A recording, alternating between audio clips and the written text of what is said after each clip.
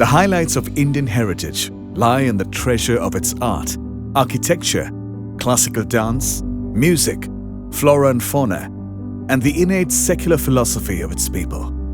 Despite being a plural society with diverse communities, ethnic races, and people speaking different languages, people with differences live together and love one another with a full spirit of fraternity. The Catholic Church in North India contributed a lot to sustain this fraternal identity of India and significantly in nation building, especially in education and healthcare. An estimated 80% Christians, particularly in northern India, are tribal people and Dalits. Dioceses such as Delhi, Shimla, Chandigarh, Jalandhar and Jammu Srinagar have considerably been working a lot to empower the people of God in every sphere of life. The Archdiocese of Delhi, at the time of bifurcation in 1959, had only 10 churches. At present, the Archdiocese of Delhi comprises the Union Territory of Delhi and the districts of Gurgaon, Rohtak, Mahendragarh, Sonpat, Faridabad, Merwat, Jhajjar, Rewari of Haryana and Palwal. Because of the ardent toil of the bishops, priests, religious and the faithful, the Archdiocese of Delhi stands front and firm in accelerating the work of God in all possible ways and with every potential means. At present, Archbishop Anil J.T. Kuto, as a good shepherd, leads the people towards spiritual fulfillment. With a high Christian population of tribal and migrant workers, the Archdiocese of Delhi prioritizes its mission preferences and pitches its plans for its well-being. The Diocese of Shimla Chandigarh has a long history. The Archdiocese of Shimla was created in 1910 when it was separated from the Archdiocese of Agra, the mother diocese of all North India. The Catholic community comprises a variety of ethnic and cultural groups with independent linguistics identity from different socio-economic background, yet united together in their faith in Christ around one pastor. Today, the diocese with the dedicated priests, religious men and women, the catechists and lay leaders are actively serving in the pastoral, social and educational fields. Under the leadership of Bishop Ignatius, the diocese has entered into a new phase of its history, venturing into different missions and opening new institutions. Diocese of Jalandhar covers the entire civil state of Punjab and neighbouring 4 districts of Himachal Pradesh. The Apostolic Prefecture of Jalandhar was created in 1952 and it was raised to a diocese in 1971. The region is mostly populated with Sikhs. Headed by Bishop Agnello, the Apostolic Administrator, and assisted by committed priests, religious and laity leaders, the diocese encompasses the idea of plurality and works together with the people of all faith to build India into a great nation. Besides evangelization, the diocese pledges to dialogue with the people of other faiths, to foster the language and culture of the people, to empower the downtrodden and the needy through various development initiatives. The Diocese of Jammu Srinagar comprises the entire Union Territories of Jammu and Kashmir and Ladakh. The mission of this area began in the late 18th century and eventually it was raised to a diocese in 1986. It is surrounded by the international boundaries of Pakistan and China from west to east. This paradise on earth, surrounded by natural beauty, is also inflicted with social, political and natural challenging situations. The church, headed by Bishop Ivan Pereira, with a dedicated and committed group of priests and religious men and women, and supported by catechists and lay leaders, is serving as the beacon of love, brotherhood, mercy and compassion. The church is constantly at work to uplift the people at the periphery and stresses on announcing the good news to strengthening the peace process.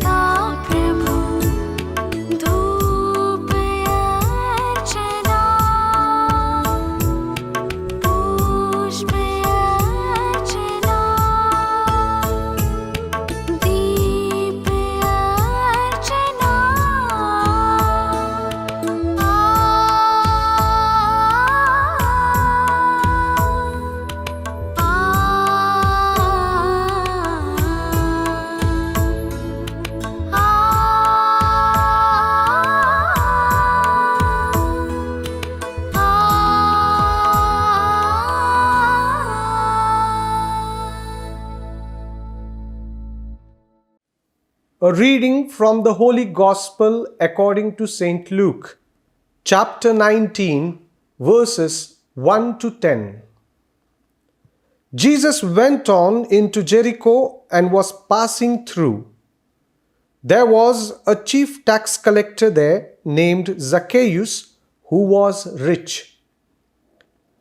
He was trying to see who Jesus was, but he was a little man and could not see Jesus because of the crowd. So he ran ahead of the crowd and climbed a sycamore tree to see Jesus, who was going to pass that way. When Jesus came to that place, he looked up and said to Zacchaeus, "Hurry down, Zacchaeus, because I must stay in your house today." Zacchaeus hurried down and welcomed him with great joy. All the people who saw it started grumbling, "This man has gone as a guest to the house of a sinner." Zacchaeus stood up and said to the Lord, "Listen, sir, I will give half my belongings to the poor, and if I have cheated anyone, I will pay him back 4 times as much." Jesus said to him, "Salvation has come to this house today, for this man also is a descendant of Abraham. The Son of Man came to seek and to save the lost." The Gospel of the Lord. In today's Gospel, we meet Zacchaeus. There are 3 things mentioned about Zacchaeus. The first, that he is the chief tax collector. Tax collectors were people who were disliked, despised, and rejected by the Jewish society. They were lumped together with the sinners, prostitutes, thieves. They were social outcasts. Now this tells us probably how the people looked at Zacchaeus. But it gives us no inkling of how God saw him. For that, we have to go to Luke 18, where Jesus presents a beautiful parable, the parable of the Pharisee and the tax collector. The Pharisee comes to Jesus in the parable and he cries out about his own self-righteousness, while this tax collector, refusing even to lift his eyes towards heaven, beats his chest and prays for God's mercy. And Jesus declares that the tax collector and not the Pharisee went home justified. While the people saw the Pharisee as righteous, God saw him as a proud man. And where the people saw the tax collector as a sinner, God saw his humility. God indeed can surprise us. Zacchaeus too was an outcast, disliked, an outcast of the society. But he had this great desire to see Jesus, and he waited, longed for Jesus, and hoped that Jesus would not pass him by. The second thing about Zacchaeus is that he was a wealthy man. Wealth indeed is a funny thing. It makes some people happy, and while it leaves some very, very sad. We meet the rich young man in Luke 18 who came to Jesus looking for eternal life. But when Jesus challenges him to give up his riches and to follow him, this young man went back sad. But God indeed can do strange things, and there is nothing impossible, as Jesus declared, with God. Zacchaeus uses that ill-gotten wealth to inherit that eternal life that the young man missed out on. Without telling, without anyone asking him, he agrees to give 4 times to the people he had cheated and to share his wealth, half of it, with the poor. He not only entered the kingdom of heaven entered his home. And not only he, his whole household received salvation. The third thing And the last thing about Zacchaeus is that he was a man of small stature, a little man, sandwiched between the story of the parable of the tax collector and the Pharisee and the incident of the rich young man is this little story about little children being scolded by big people. Jesus comes to the rescue of the little children and says to the elders, "Do not stop them, for the kingdom of God belongs to them." And indeed, the kingdom of God goes to those it belongs to. It found the little man Zacchaeus. It found him perched up in a tree. Incidentally, the name Zacchaeus means pure and innocent. No wonder God found him so attractive. We must not forget the fact that Jesus intended to go to Jerusalem, and Jericho was only a passing away stage. But Jesus stays in Jericho thanks to this little man who desired, who wanted, who yearned and longed for Jesus. Desire is a big thing in God's eyes. My dear bishops, your lordships, there is something very interesting here. There is a Zacchaeus amongst us, maybe in our meeting right now. There is definitely Zacchaeuses in our dioceses, amongst our clergy, amongst our people, who are hidden away, wearing the mask of self-sufficiency, sometimes hiding behind a little short temper or an anger disliked by people. The gospel today calls us, challenges us to find them, to look for them, call them by name, to find our place into their lives, go into their dwelling, spend time with them, listen to them, and in listening, welcome them into that kingdom to which they also belong. For they too are not only the children of Abraham, but the sons and daughters of God. May God give us the grace this morning to receive this Jesus who always surprises us. God bless you and have a great day. आज हमरे हमार संत पापा Francis, सोब cardinal, सोब धर्माध्यक्ष, याजकगण और धर्म संघी मन ले प्रार्थना करब की ई सोब मन क्रिस्त के जीवन पर आधारित सिद्धांत केर शिक्षा देते रहबें और अपने आप केर रहन सहन और जीवन केर द्वारा विश्वासी जन के अच्छा नमूना देख सकबें।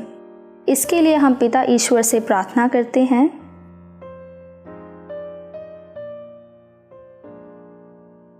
हम उत्तर भारत के सभी राज्यों के लोगों के लिए, सभी धर्मों के लिए प्रार्थना करते हैं। सभी धर्मों में आपसी मेल मिलाप हमेशा बना रहे और सभी का अपने धर्म के प्रति विश्वास बना रहे। जो लोग अपने धार्मिक कार्यों में कमज़ोर हैं, वे वफादारी के साथ अपने धर्म में आगे बढ़ते हुए अपने ईश्वर की महिमा करने वाले बने। हर धर्म एक दूसरे के धर्म का आदर करते हुए नेकी और प्रेम भरा जीवन जीने वाले बने। हमारे सभी धर्म प्रांतों में जो धार्मिक कार्य, गतिविधियां, सामाजिक कार्य और लोक सेवा कार्य चल रहे हैं, ईश्वर उन सभी में अपना पवित्र हाथ और आशीष बनाए रखे ताकि सभी कार्य सुचारू रूप से पूर्ण होते रहें। जो लोग ईश्वर से दूर हो गए हैं, ईश्वर उनके अल्प विज्ञान में वृद्धि करे, उन्हें सद्बुद्धि और विवेक का ज्ञान दे ताकि वे हमेशा अपने प्यारे ईश्वर से जुड़े रहें।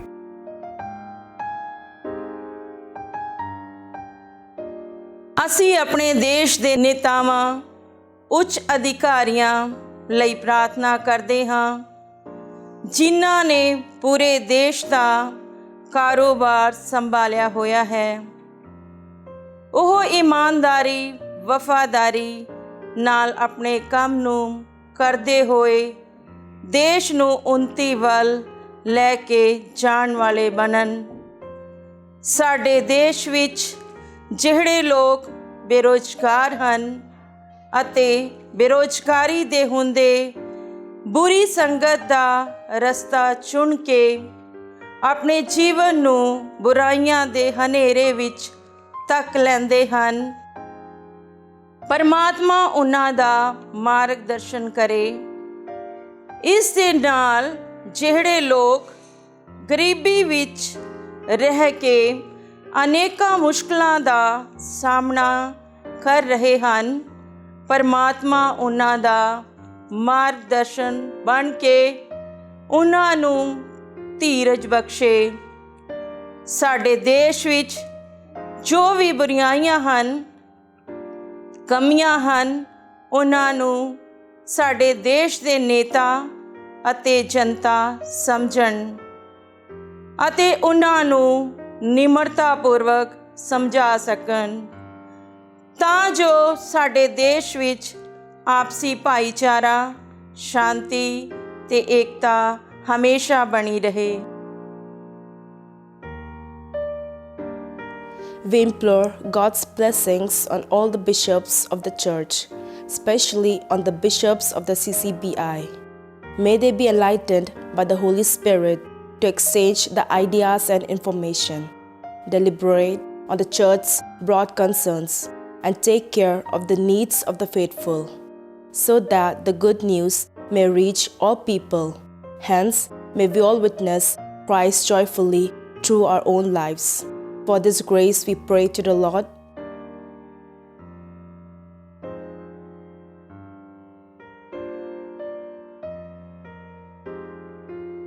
Our Father, who art in heaven, hallowed be thy name. Thy kingdom come, thy will be done, on earth as it is in heaven. Give us this day our daily bread, and forgive us our trespasses, as we forgive those who trespass against us. And lead us not into temptation, but deliver us from evil. Amen.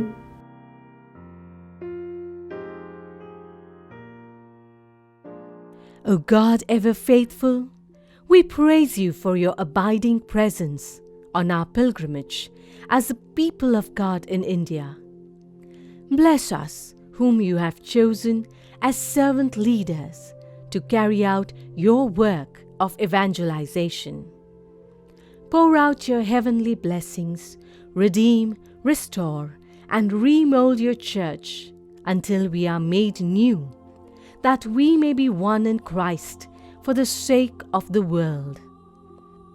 We implore you to shower your blessings on our meeting, so that we, the shepherds of your flock, may experience an outpouring of your Holy Spirit and be renewed in our vocation and ministry for the Church in India. Father, we thank you for the CCBI. May we carry out your mission in our country with ever great dedication and zeal. Enkindle in us the fire of your love, that we may realize our serious responsibility both personally and communally, and participate in the entire sessions of this meeting by sharing our views and taking proper resolutions to grow in love, compassion, and service. May Mary, the Queen of the Apostles and star of evangelization, Saint Joseph, the patron of the Church, Saint Thomas, the Apostle of India, Saint Francis Xavier, the patron of the missions, and all the saints intercede for the Church in India and all over the world. We make this prayer through Christ our Lord. Amen.